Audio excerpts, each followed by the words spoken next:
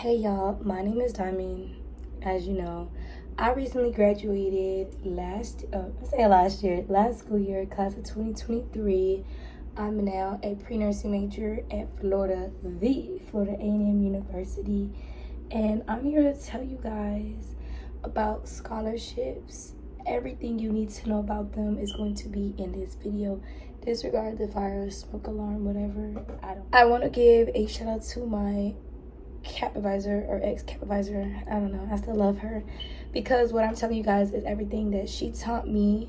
But what may work for me may not work for you. And also, I have a very strong and hard work ethic, so I was literally applying to scholarships every day, every other day. So if you're just gonna be bullshitting or shitting around, don't even think that you're gonna end up, with a lot of money in your pocket or towards your college education, because you have to literally put the work in. So I want to start off by saying I'm somebody you can trust. I graduated with over 30K scholarships, and I'm also still continuing, so 30K and counting. Think about that. I'm going to school on a full ride based off of scholarships on my own. My school did give me one, and I also did get Bright Futures, but that's not what I'm here to talk to you guys about today. I make this video quick. I don't know if I'm gonna post it on YouTube or just make Instagram real yet, because it really only gonna be 10 minutes. But in these 10 minutes, I'm going to pack in a lot of information. I have a little notepad on what I'm gonna tell you guys about. So the first thing that I want to tell you guys about are the two different types of scholarships, or how I like to think about it. So you can either get scholarships in your pocket, which is in your pocket money, which is scholarships that give you a check and you can spend whatever you want on them, which could be your nails, your lashes, your hair, a car, clothes. If you have a lot of money, I feel like you can, but that shouldn't be your main priority. You should put it towards school, and if you have leftovers, definitely put it towards that. And then there are scholarships that are sent directly to your school. So rather than getting a check to yourself made payable to you, it's going to be made payable to your school. This can only be used for books, tuition, and fees. Some may be able to be used for like meal plans or housing. I don't know. The ones that I mostly got to my school are used for fees and tuition and books. But these are to make sure that you're actually using the money for good. And you're only going to be able to get these if you are a verified full-time student. When you're in college, a full-time student is a student who takes 12 plus hour credit classes. So as long as you're taking 4 plus classes, you should be a full-time student, and you'll be good all on that part. I've gotten both types of scholarships. I don't have a problem with budgeting, but I would say I would rather get to my scholarships to my school, because I know for a fact that whatever is left over will just come back to me in a refund check, depending on how the school does it. But definitely I'd rather have them go towards the school so they can calculate everything, and then to my pocket. And if I want to spend it on me for my hard-earned work, I will. If not, I'll just put it towards the next semester. Where to find scholarships. So within this, there are two other type of scholarships that you guys need to know about, and I like to call them local scholarships versus national state scholarships. So I'm from Florida. If you know, you know. I'm not going to put my info out there. A lot of people are asking me, how did I get this many scholarships? Most of the scholarships I did get were local. So local scholarships are basically organizations, clubs, fundraisers, anything in your community, in your town, in your county that are doing a scholarship. These are easier to win because not a lot of people are in the competition, the competitive circle to try to get those. So you have a way higher chance of getting those scholarships versus national scholarships.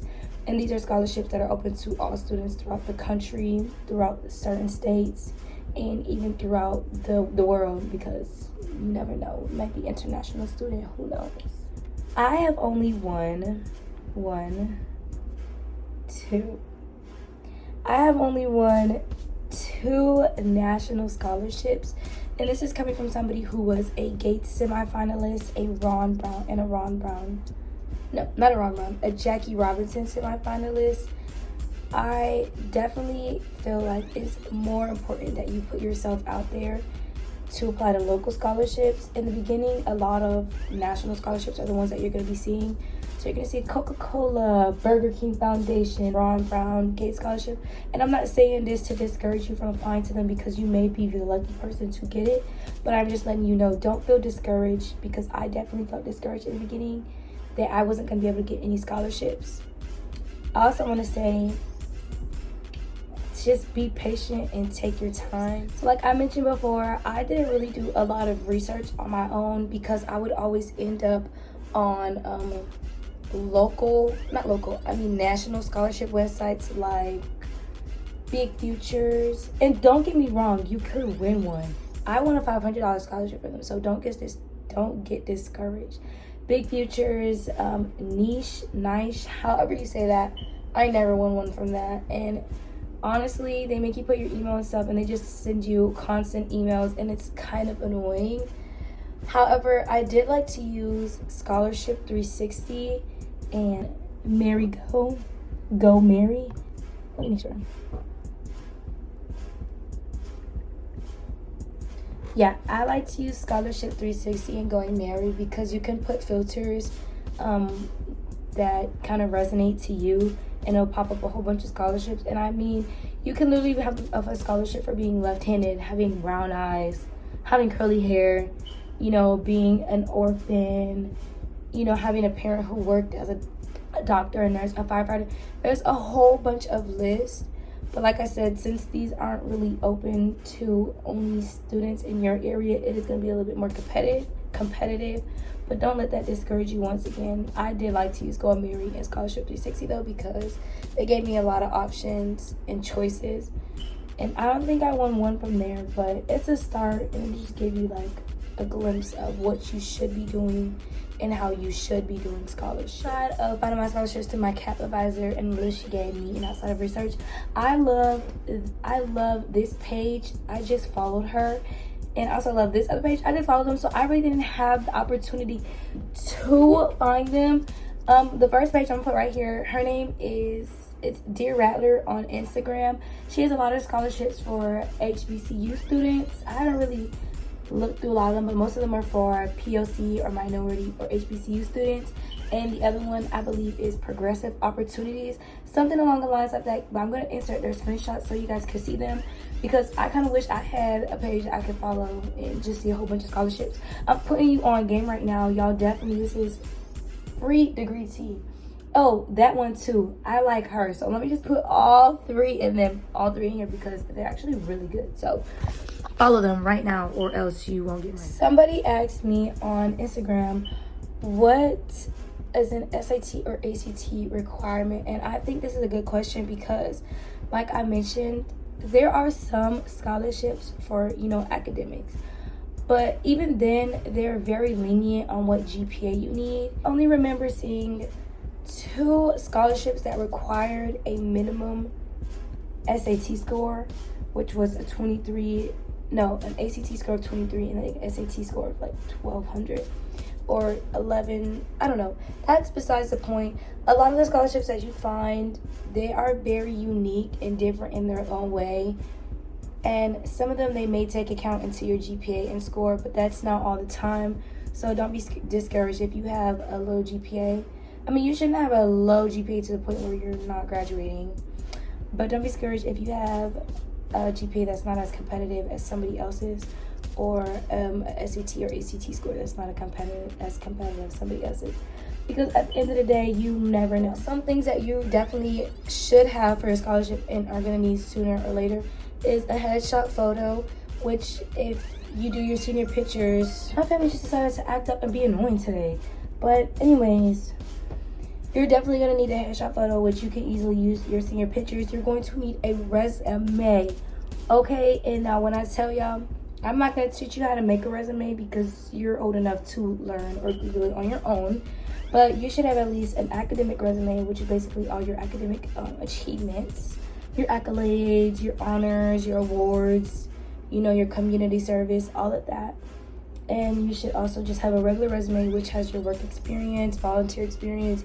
You could kind of combine your academic experience on your regular resume, because that's what I did. You know, we're high school students. We don't really need a proper resume.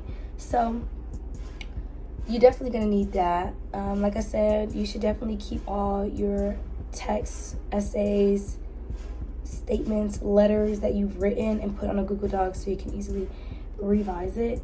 And a last advice that's coming on that I can just think of is don't be afraid to do the scholarships that nobody want to do.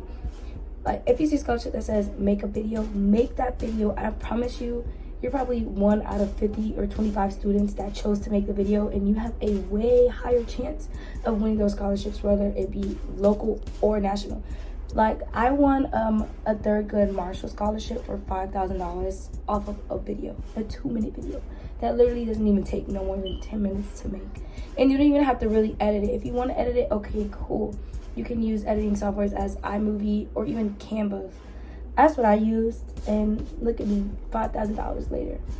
So that's all I can think of right now. Y'all honestly know where to find me. I can't give y'all a list of scholarships because what scholarships I got last year are probably not going to be the same scholarships this year. But if you do need any advice or want me to read over anything, I definitely can. I'm a little busy too, but I will get back to you when I can. And don't be afraid to reach out for help. Like, okay? Don't be afraid to ask for help. Don't be afraid to make videos for scholarships. Sorry for this from the background. And just don't be afraid to do something that somebody else wouldn't do, because at the end of the day, you're not here to impress other people. You're really, senior year is the most important year to apply for college and get as much money as you want or as you may need for school. Like I said, I graduated with, on the books, $1.3 million in scholarships that's accumulated. But private and local scholarships that's in my pocket, I got $30K. And I was accepted over 50 colleges. So I think I have a couple good tips and tricks. Like I said, just be humble, be patient, and remain doing your work. Be a hard worker. Don't let the discouragement get to you. So that's all I got.